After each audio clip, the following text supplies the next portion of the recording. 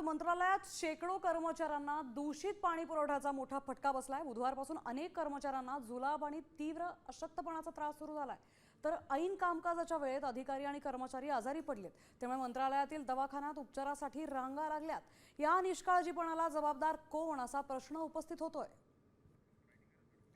पण पाहतोय मंत्रालयात आता दूषित पाणी पुरवठा झाल्याचा आरोप होतोय। कर्मचारी ऐन कामाच्याच वेळेला आजारी पडलेत।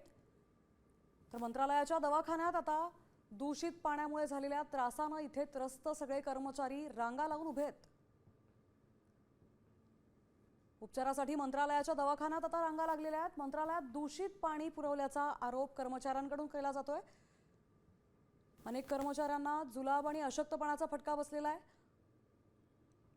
त्यामुळे बुधवारपासून म्हणजेच कालपासून या सर्वच कर्मचाऱ्यांना आता त्रास होतोय। मंत्रालयात दूषित पाणी पुरवठा केल्याचा आरोपही या कर्मचाऱ्यांकडून केला जातोय आणि त्यामुळेच मंत्रालयातल्या दवाखान्यांमध्ये आता या कर्मचाऱ्यांचा रांगा लागलेल्या पाहायला मिळतात। शेकडो कर्मचाऱ्यांना कालपासून जुलाबाचे त्रास होत आहेत, अशक्तपणाचा त्रास होतोय।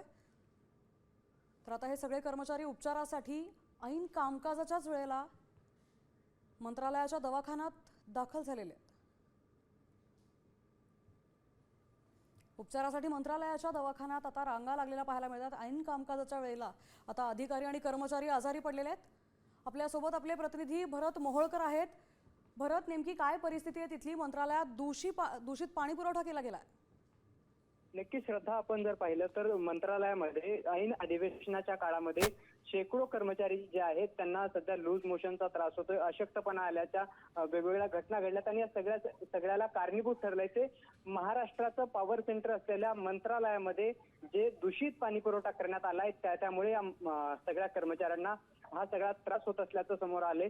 मंत्रालयामध्ये जो मंत्रालयीन कर्मचाऱ्यांसाठीचा दवाखाना आहे त्या ठिकाणी सुद्धा रांगा लागल्याचं पाहायला मिळते। त्याबरोबरच मंत्रालयामध्ये जी शौचालय आहेत त्या ठिकाणीही कर्मचाऱ्यांच्या रांगा लागल्याचं पाहायला मिळतंय। एकंदरीत या सगळ्या परिस्थितीमध्ये मंत्रालयाचं दूषित पाणी हे कर्मचाऱ्यांच्या एकंदरीत कामकाजावरही मोठा त्याचा परिणाम होत असल्याचं एकंदरीत चित्र आहे। धन्यवाद भरत, आपण दिलेल्या सविस्तर माहितीबद्दल। तर आपण पाहतोय दूषित पाण्याच्या पुरवठ्यामुळे मंत्रालयात अनेक कर्मचारी आजारी पडलेले आहेत। ऐन कामकाजाच्या वेळेला अधिवेशना वेळेलाच आता कर्मचारी आजारी पडलेत।